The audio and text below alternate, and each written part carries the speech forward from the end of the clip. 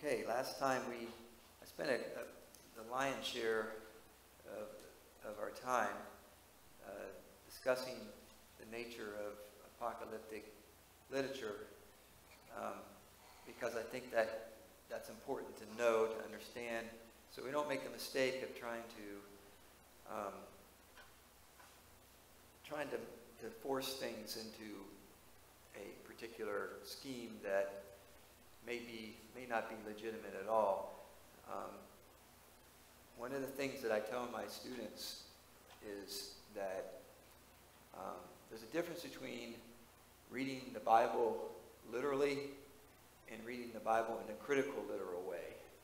And by critical, I don't mean negative, because that's how that word is sometimes taken. I mean analyzing the material, the text in front of you, making sure that you're reading it and interpreting it in accordance to the type of literature that it is. Remember, the Bible is just not one type of literature. It's a book with many different types of literature, because it has quite a number of different human authors, right? The great thing about the Bible is the fact that God inspired these authors to write. But he didn't overwhelm and overpower their particular writing styles. And so when we think about what it means that the Bible is inspired, we have to bear that in mind. It doesn't mean, like the Muslims believe, that an angel, namely Gabriel, was reading from a book in heaven to Muhammad, and then that became the Quran. You know, it was being dictated, in other words. The Christianity does not hold to the dictational view of inspiration, so bear that in mind. We don't believe that God dictated, the words to the writers of Scripture. We believe that God inspired them to write, and there's something of a mystery of how that is, but what we do know is, by virtue of looking at the text, that you can recognize, for example, that the Apostle Paul has a different writing style than the Apostle Peter. You can see it. They don't write the same way. They don't use the same vocabulary. They don't use the same type of grammar. You find some books in the Bible that have a more sophisticated grammar than other books do. Probably the simplest grammar, at least in the New Testament, is the Gospel of John. It's very simple. It's not complicated at all. But when you get to the book of Romans and you read Paul's grammar,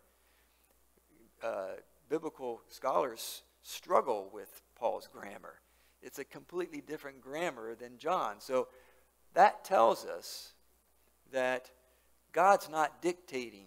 He's allowing these writers to write in their own style, right? So we have to bear that in mind. Inspiration does not mean dictation. It's not the same thing.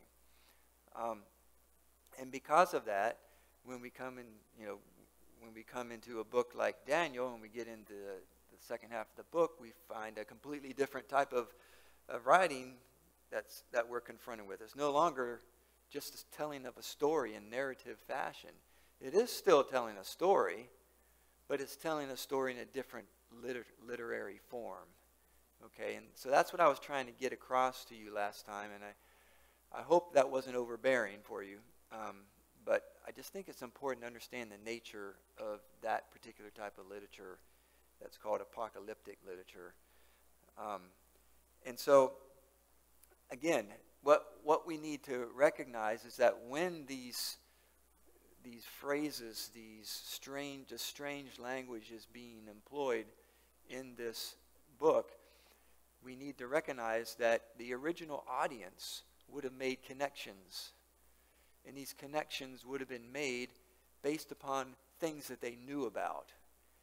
And these things they knew about may not be things that we necessarily know about, because we didn't live back then. And so what we have to do is we have to kind of go back in time, if you will, and try to put ourselves as best as possible into their shoes, into their minds. And so that's what I was trying to do last time. If you remember, it starts off in verse 2, Daniel said, in my vision at night I was watching, and suddenly the four winds of heaven stirred up. The four winds of heaven stirred up the great sea. Remember that? And I talked about what the sea, what that meant. And the four winds, it says, are doing this, are stirring up. And I said that if you read that, if you take that literally, it doesn't make a lot of sense, because the four winds all blowing together, that doesn't make sense. Since when do you stand outside and get a wind from four different directions hitting you at the same time? You know, the wind is moving in one direction, right? And so to say that all four of the winds are blowing and they're stirring up the sea, that means something. That's a symbolic meaning. It's not real in the sense that that's really not what's happening, but it's using things that we are familiar with, the wind and the sea, but it's using them in such a way that we should be able to recognize there's something being communicated here much more than just the wind blowing the water around, right? And of course, in the background, the backdrop, we know that the sea had a specific meaning going all the way back to Genesis, right?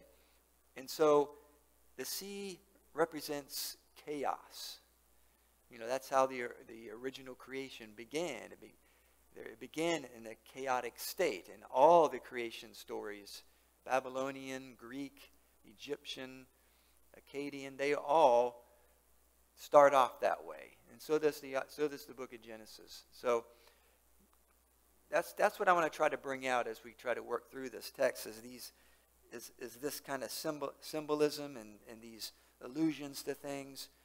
We have in verse 4, well, we have what occurs in verse 3, I should say, is there's four huge beasts come from the sea, each different from one another. And so out of the sea, out of the chaos, comes these beasts. But what we know later is that these beasts are also described as coming out of the earth. So on the one hand, they come out of the sea, and on the other hand, they come out of the earth. So obviously, they can't both come out of the sea and out of the earth in the same sense. These are communicating different things about the beasts. The chaos, the sea, out of the earth, okay? Think of it this way. What does the earth symbolize in Scripture? What are the contrasts? What's a contrast that's made to the earth in the Bible? Earth and heaven, right? Earth and heaven. Two different realms, right? And I like to think, when I was a kid, I remember singing this song. Maybe some of you might remember the song. We used to sing it did you guys ever remember Good News Clubs? Did you ever have Good News Clubs? Yeah. Child Evangelism Fellowship. My parents were heavily involved in CEF, Child Evangelism Fellowship, and they would have neighborhood good news clubs. And someone in the neighborhood would volunteer their home, and you get kids in the community, in the neighborhood, to come together for these clubs. And at these clubs, we would teach the Bible, and we'd sing songs. And one of the songs I remember singing in Good News Clubs was this: somewhere in outer space, God has prepared a place for those who trust Him and obey. You ever heard that song before? Yeah. Well, that's a song I sang as a kid, right? But I think really, it's not really about outer space as much as it is God is in another dimension. There's multi-dimensional, and we understand that there are multi-dimensions. I think physicists talk about, they believe there's like 12 of them. And God is sort of God transcends them, but He operates through them all. And we're only used to, 2 or 3 dimensions, something like that. And so, when you think about that, when you think that, well, we think we know that there are 12, and yet we only operate in 2 or 3, I guess. Then that shows you that God is so much beyond our. to confine him to outer space makes no sense, in other words. God is not in outer space in the way that that song portrayed, but he is multidimensional. And so there's what's going on earth is what's going on in human affairs, in other words. And what's going on in the heavenlies, which I think is the biblical way to refer to these multi-dimensions, is something that we aren't necessarily aware of, right? Well, in chapter 7, we're given a picture of those two realms, right? We're told what's going on earth. On earth, there's these creatures that are being produced. These creatures don't look like anything.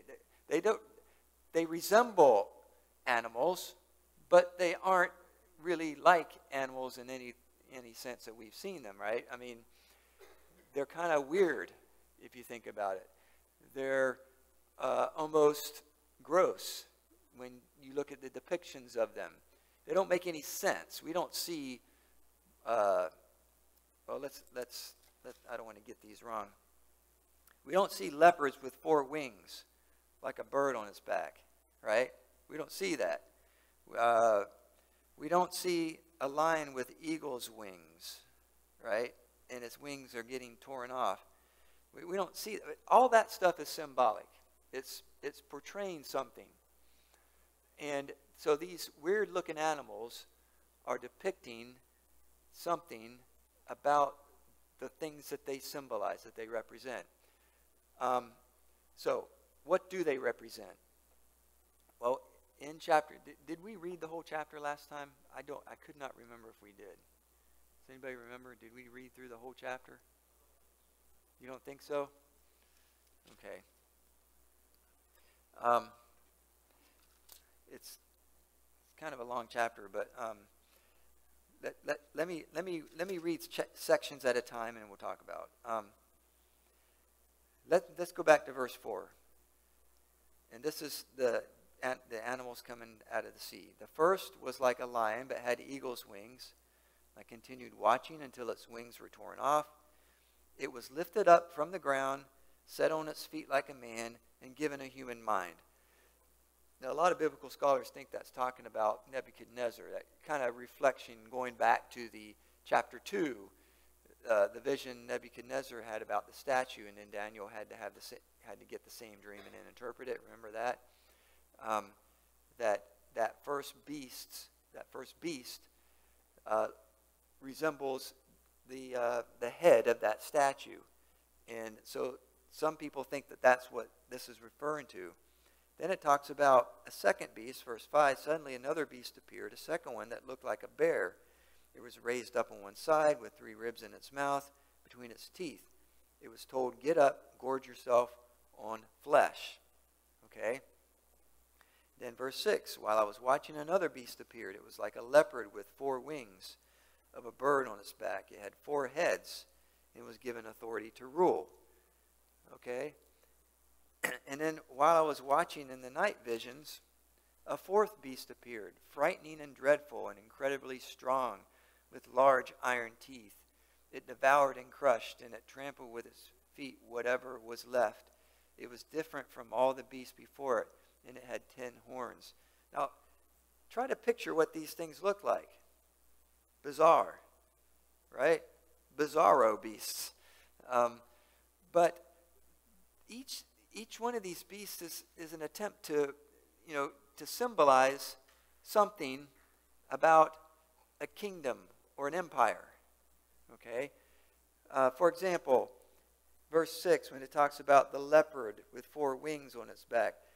When you think of a leopard, what do you think of? Spots? Yeah, okay. Okay. Think of a leopard's abilities. Now, I'm not talking, I don't mean the spots.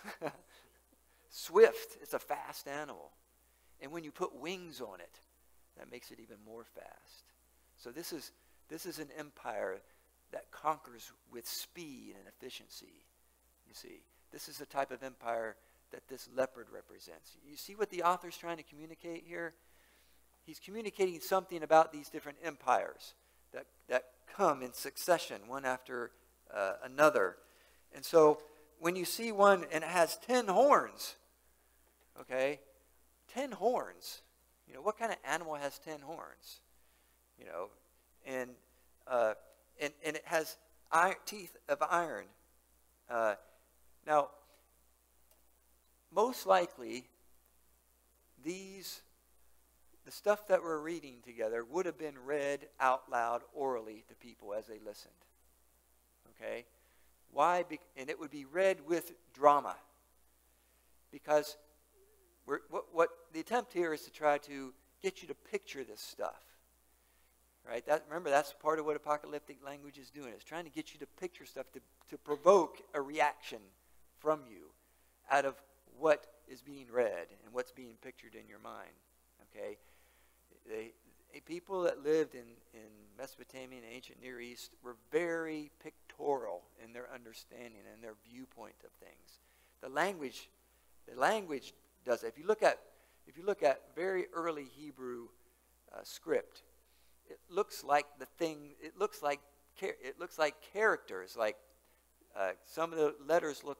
One of the letters looks like a bull. Another one looks like a hammer. So it's very pictorial in its early forms. And as it changed over time, the pictures became less obvious when over time as the language developed, as the alphabet developed. So the author is in a way contracting with his audience. As he's writing and as it's being read, it's like I'm talking to people who will understand my depictions, and images will come to their minds that I want to come to their minds. Right?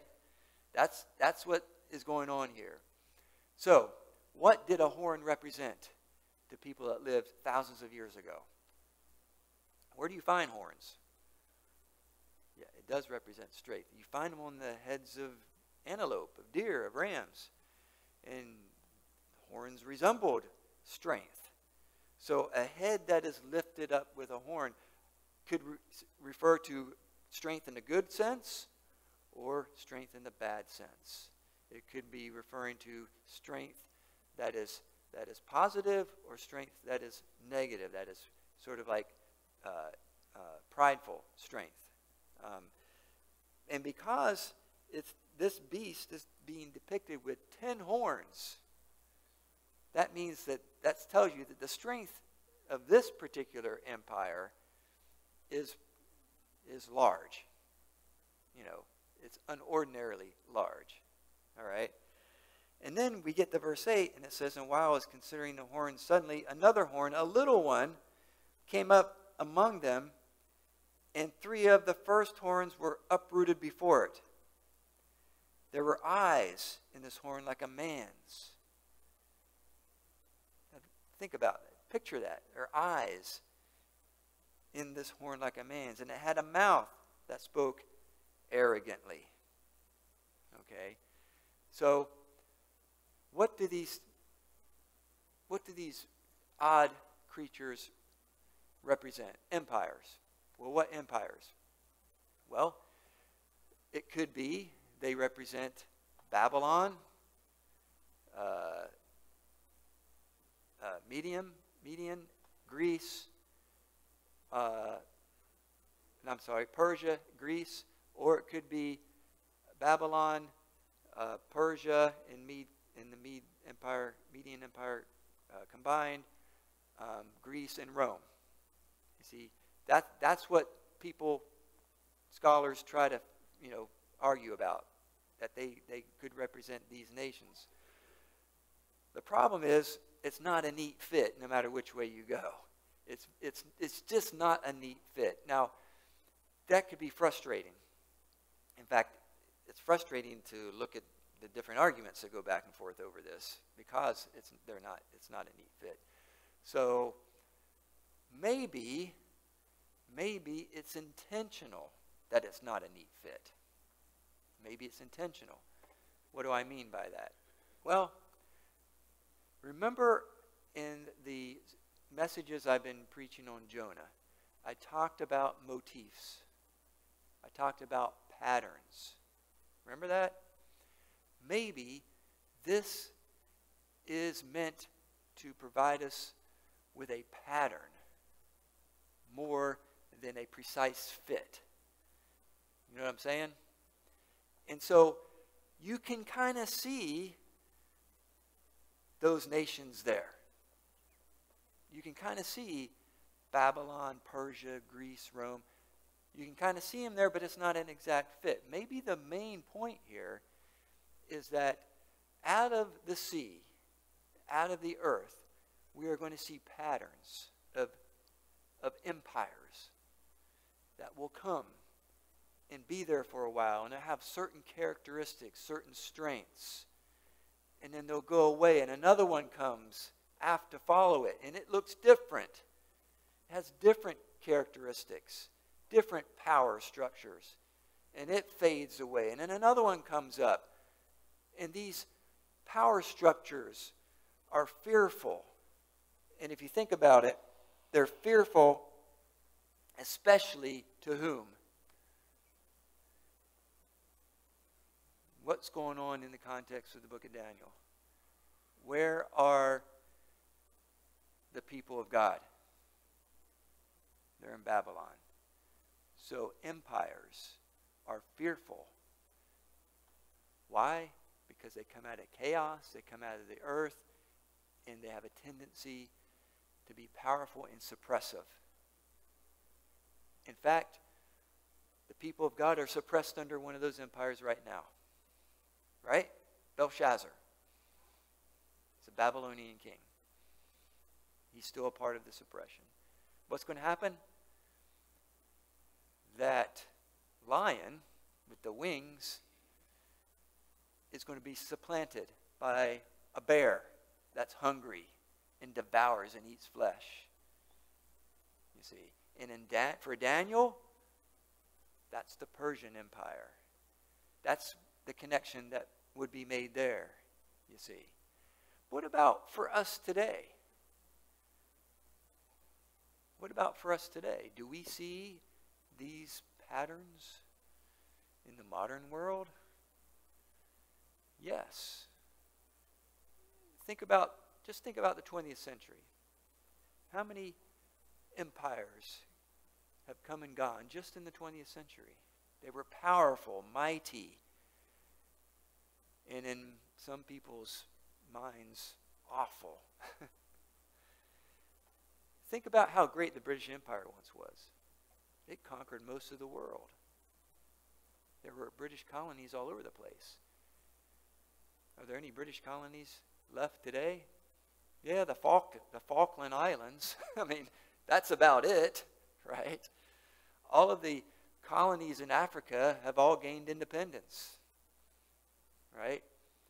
The French Empire was a mighty empire at one time, under Napoleon, right? That's not the 20th century, but you know what I'm saying.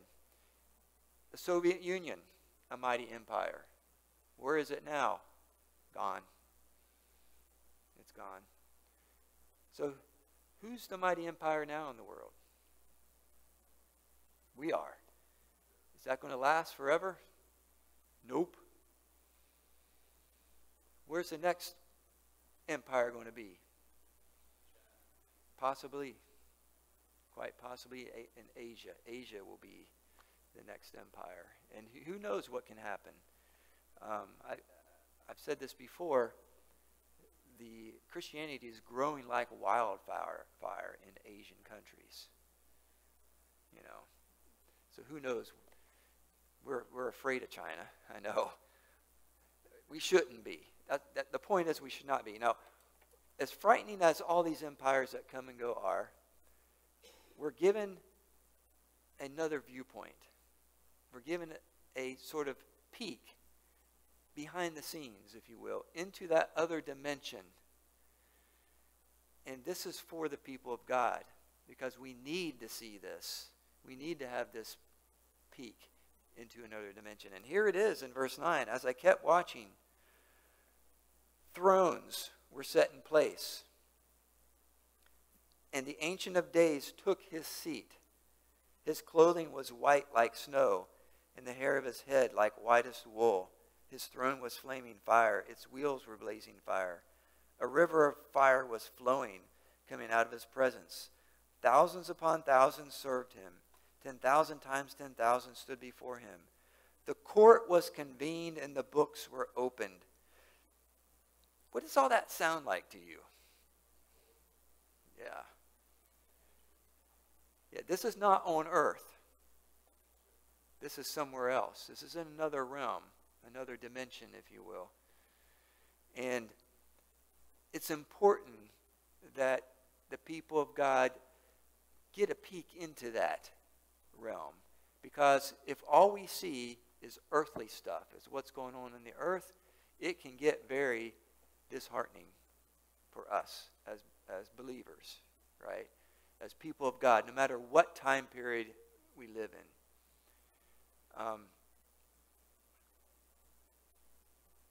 It goes on to say, I watched then because of the sound of the arrogant words the horn was speaking. So we see there's a movement from this peering into this other dimension and now going back to the beasts. And this is what we're going to see is the reaction that occurs here.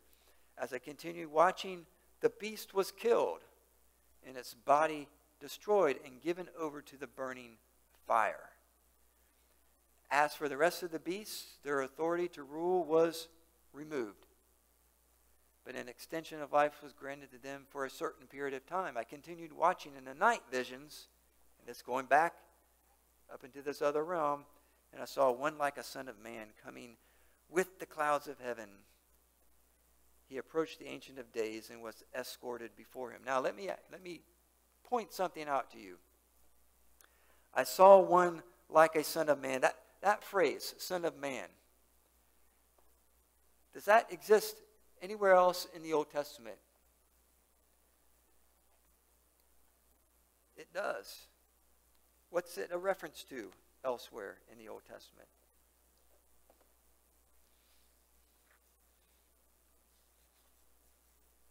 Let me read if I can find it here.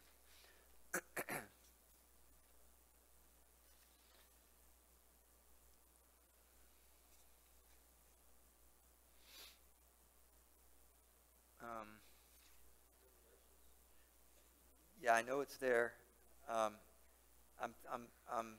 talking about the Old Testament because yeah, that's all right.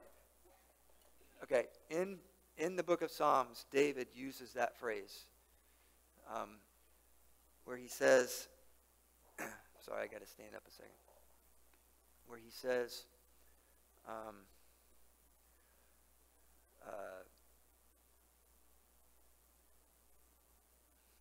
I really want to read that passage to you.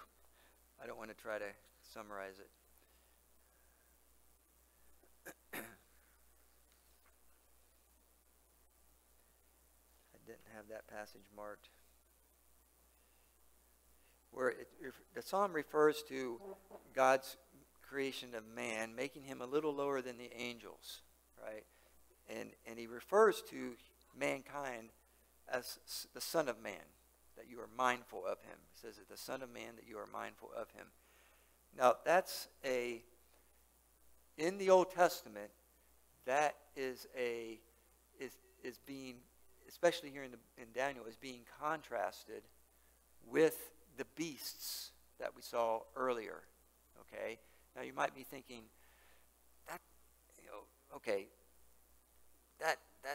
that doesn't make a lot of sense. Why would the Son of Man, a human being, be contrasted with human empires? You know, why is that? Well, you got to think about this in a Hebraic way. In the creation account, what does it say about the creation of human beings and their position?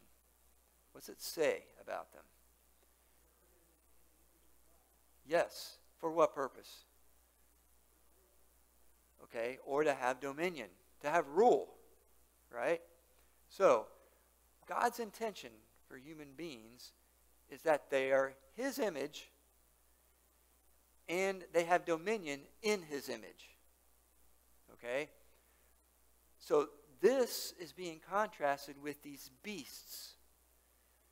These beasts are coming out of chaos. They're coming out of the earth. Okay? And they are not reflecting the image that God wants to be represented here on earth. And what I'm trying to get at is this. In the ancient world, kings were understood to be images of deities, right? And so God wants human beings to be his image. And all human beings to be his image, and all human beings to have dominion, to be rulers. Okay? The problem is that not all human beings are going to be in that position. Right? Because human beings rebel against their creator. Right? In fact, the Bible gives us a pretty bleak picture about that. In the Psalms, and then quoted in the book of Romans, what does it say about human beings? There is none that seeks after God. There's none that do righteous. It's just a pretty bleak picture, isn't it?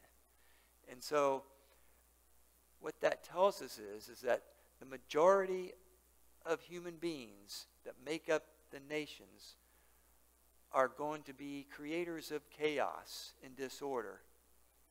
Why? Because they're failing to be images of God the way God intended them to be. So when it uses Son of Man, it's provoking something from a Hebraic perspective. Son of Man is being contrasted with the idea of these animals, these beasts that represent nations. But it goes on to say, and this is where it gets really interesting, and I saw one like a son of man coming with the clouds of heaven. Now, Ronnie, you mentioned the New Testament referring to the Son of Man. That's okay. Don't worry about it. Yes, yes. In Matthew chapter 24, Jesus refers to himself as the Son of Man, doesn't he? And what's he say about himself as the Son of Man? How does he describe himself? What activity does he describe himself involved in as the Son of Man in Matthew 24?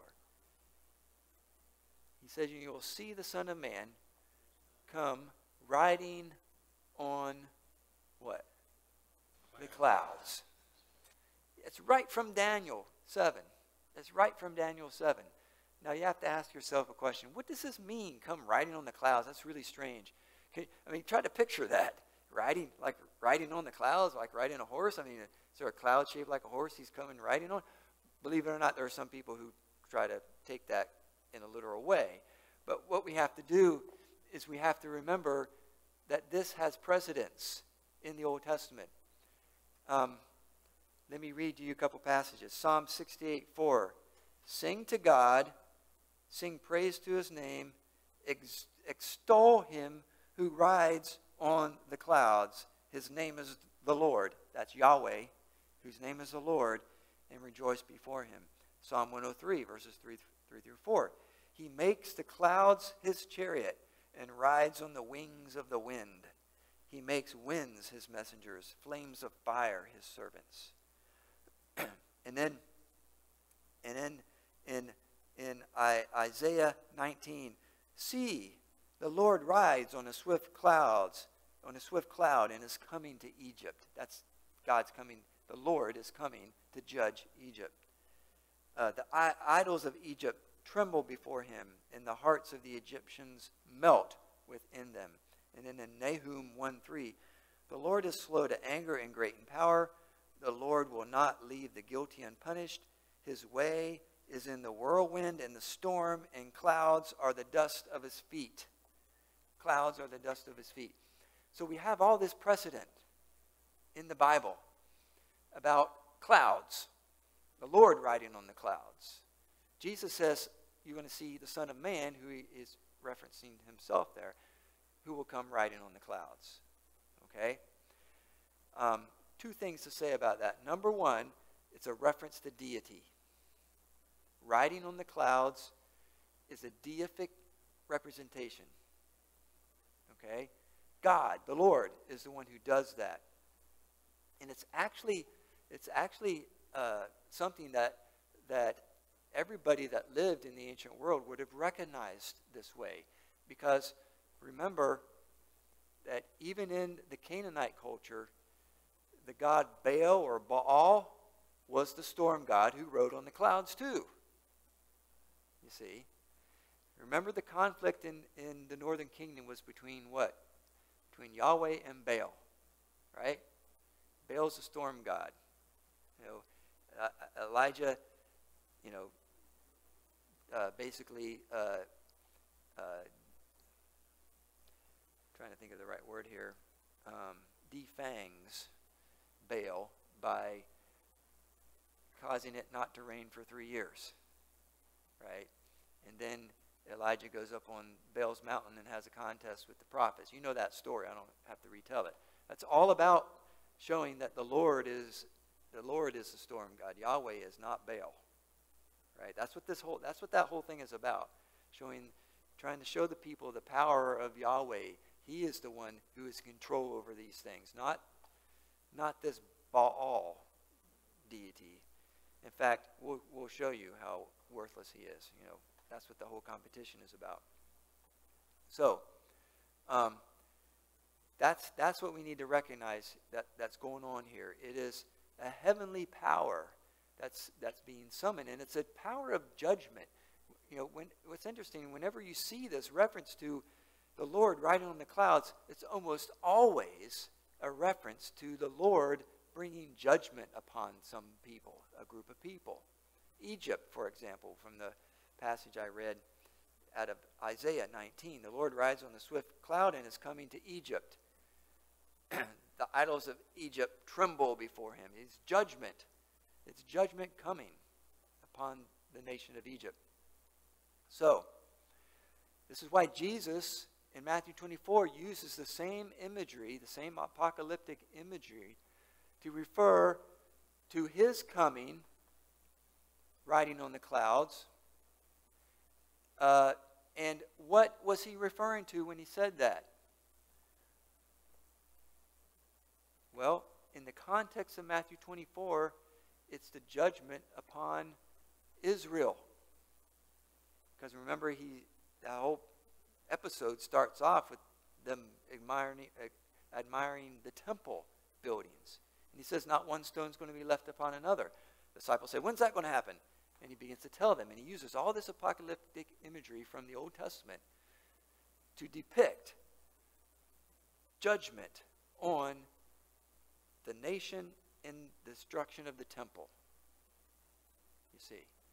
A lot of times we have a tendency to think that's talking about the second coming. But you have to remember that the Lord doesn't come just one time. In the Old Testament, the day of the Lord is any time that judgment from God comes. Why? Because the Lord is stepping into time. It's his day now, and he's going to put an end to something.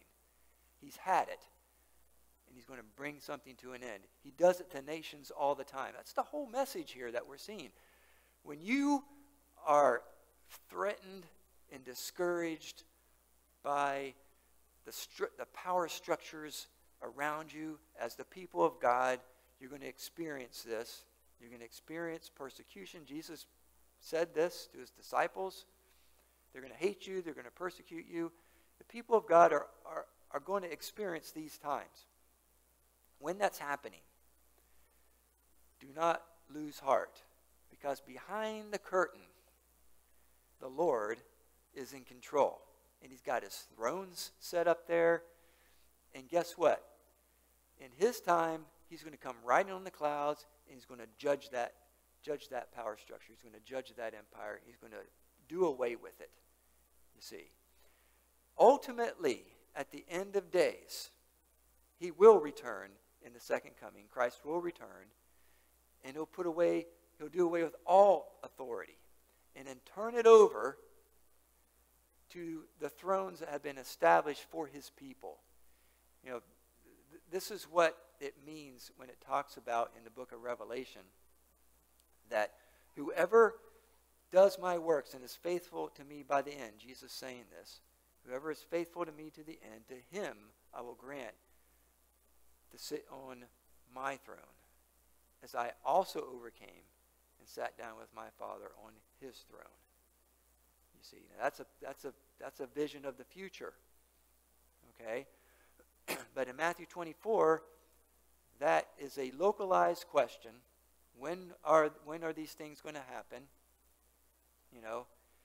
Jesus tells them, these are the signs you need to look for. It's going to be like judgment has always, the way it's happened in the Old Testament. He uses Old Testament imagery. When you see these signs, head for the hills. Matthew 24 is what he says. The Lord will come riding, the Son of Man will come riding on the clouds in judgment. You see. Now, I want you to think about this for a moment. It's a reference to deity. I've heard people say this. Critics say this. There's a certain person who will remain anonymous, but he used to go to this church who I've been in communication with recently. And he's communicated to me he no longer believes that Jesus is the Son of God. He doesn't believe that God ever came or died for our sins. He doesn't believe this stuff anymore. So I responded to him and I said, why? Basically that's what I was asking him. Why don't you believe this? I said, I think that the resurrection, which is pretty good, can be tested historically, has does a pretty good job of substantiating the claims of Jesus. And of course I said, well, I'm too tired to get back to you right now. That's the kind of response I got. But anyway, there are people who say this. This is the belief of Jews, right? Jews believe Jesus was not God, right? Muslims do not believe Jesus was God. Only Christians do. Okay, and here's how they make an argument. Where in the New Testament do you ever say Jesus utter these words? Hey, I am God. Where in the New Testament does he ever say that? He doesn't. Never in the New Testament does he ever say the words, I am God. But what he does say is, I am God in a Jewish way. For example, in the Gospel of John, how many times does he evoke the I am statement from the Old Testament where Moses asked the Lord at the burning bush, what's your name? Who am I going to tell these people that sent me? I am that I am. What does Jesus say? Before Abraham was, I am. He's speaking in terms of divinity in a Hebraic sense, in a Jewish sense. And I would suggest to you in Matthew 24, when Jesus says, you'll see the Son of Man come riding on the clouds, that he is claiming to be God in that statement. So, does Jesus ever say, I am God? Not those words, but yes, he does say that. He says it in a biblical way, you see. Because it would have been weird for him to say, I'm God. It would make more sense for him to provoke or to take images of divinity from the Old Testament in order to make that claim, you see. And that's what I think he's doing in Matthew and throughout the Gospels, but in Matthew 24 specifically. I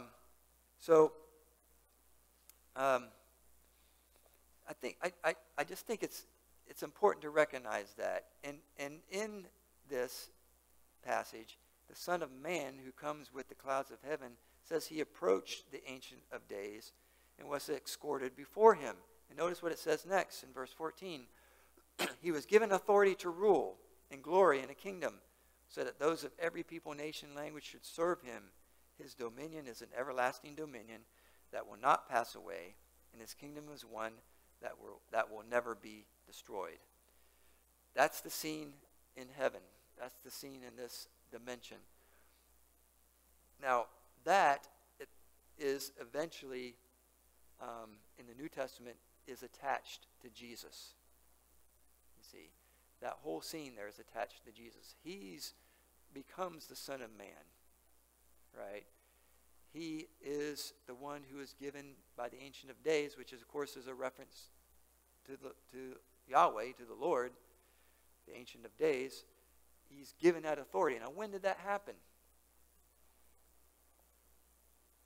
Matthew chapter 28 in the Great Commission. When all authority, Jesus says, all authority has been given to me in heaven and on earth.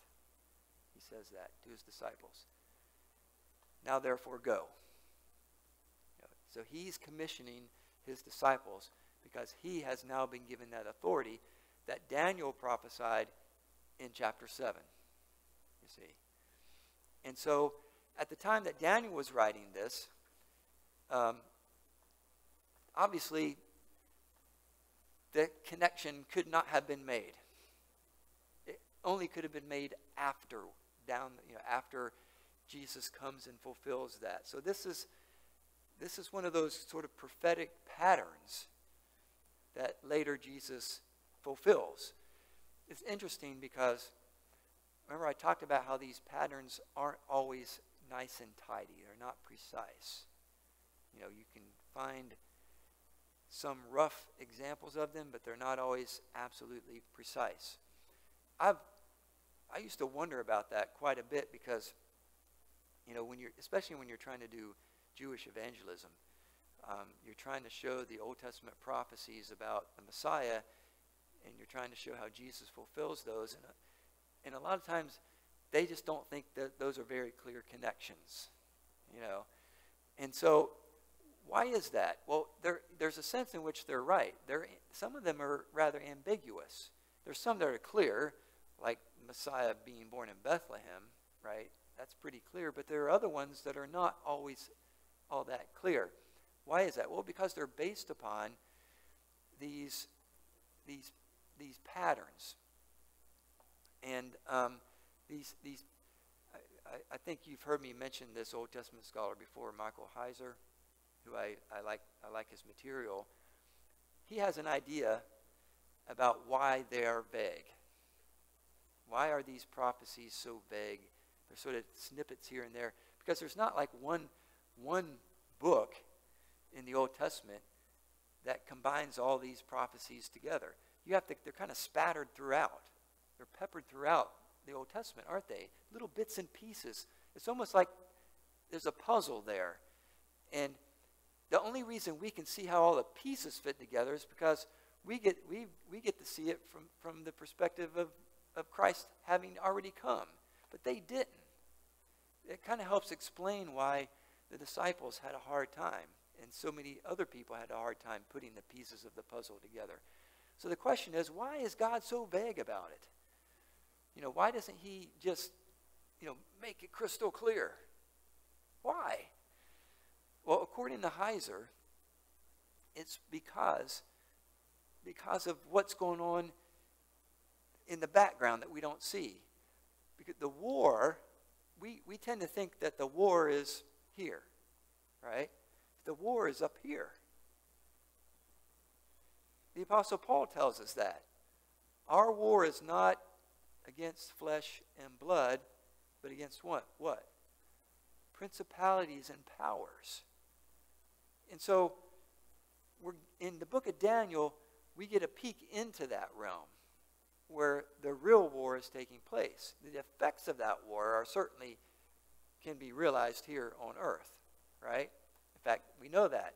I mean, when Egypt fell, as depicted in Isaiah 19:1, all right, the Lord's is going to come riding on the cloud, and the idols of Egypt are going to tremble, okay?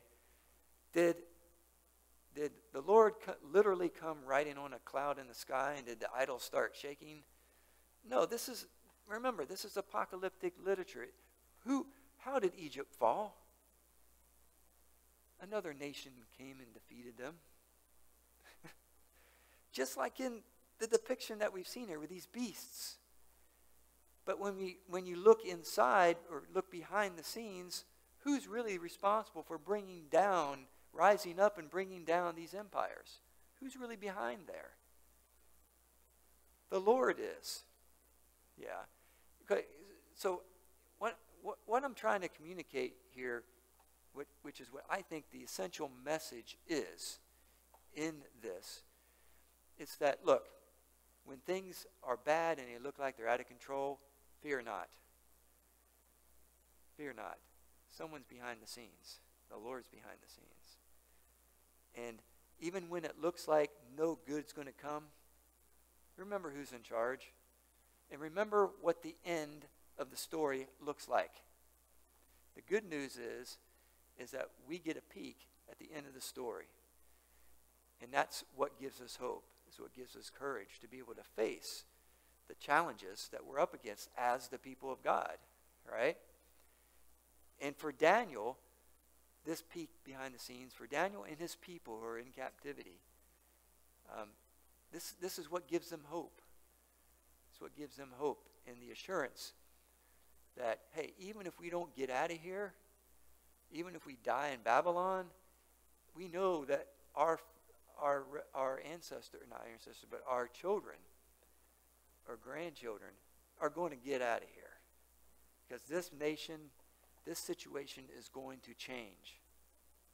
God's not going to let it go on forever. There's a pattern. We know the pattern. We've seen it. We know what's going on in that other heavenly realm. You see. And that's what gives us hope. That's what gives us courage. Okay. Any thoughts, comments, questions?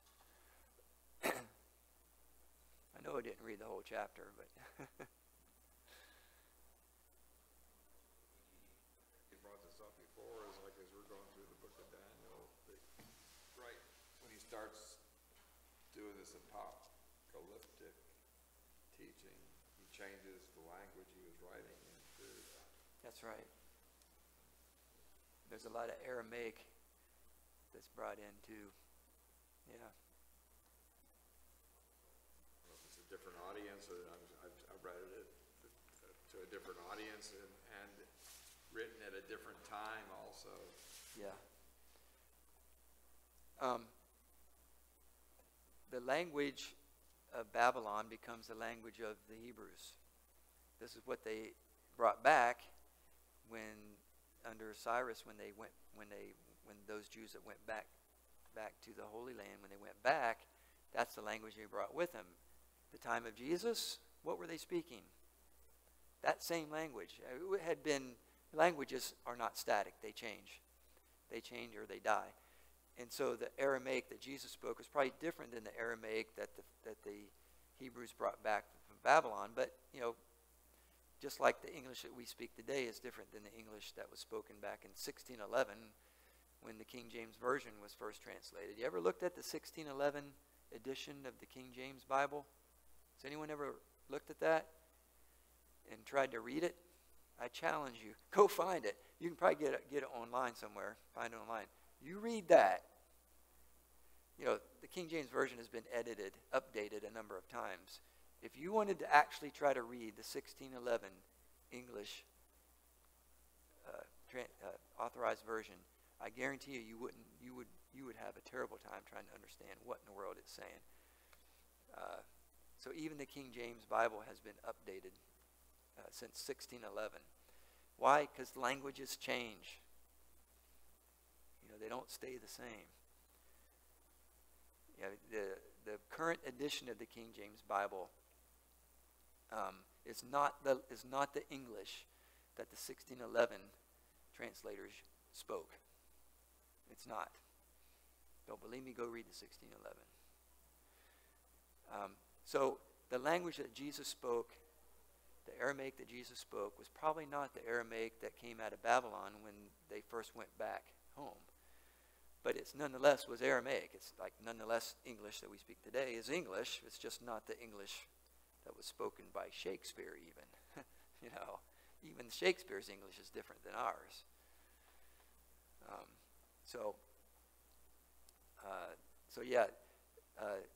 I think that's a good point, John. The language changes in Daniel as well, because the audience has, at this point, they're not really speaking Hebrew anymore.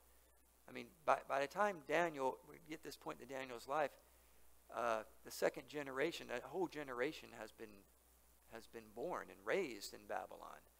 Do you think that they're still speaking Hebrew? No, they're speaking the language of Babylon now. And this message needs to be communicated to them. You see, so anything else? I hope you can see intentionally I'm not wanting to get wrapped up into specific identifications of these animals, the nations.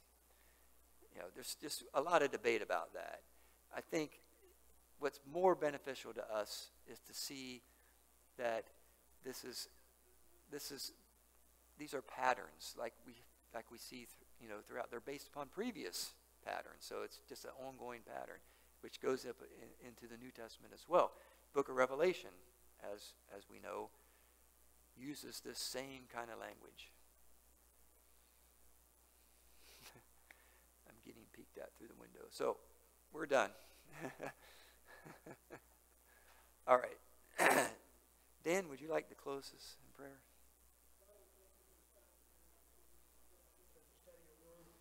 Lord, we just need to be faithful to your word. Let it speak to us and not try to read things into it that don't apply to us. Guide us as we leave here, Lord. Bring us together when you would have us meet again. In Jesus' name.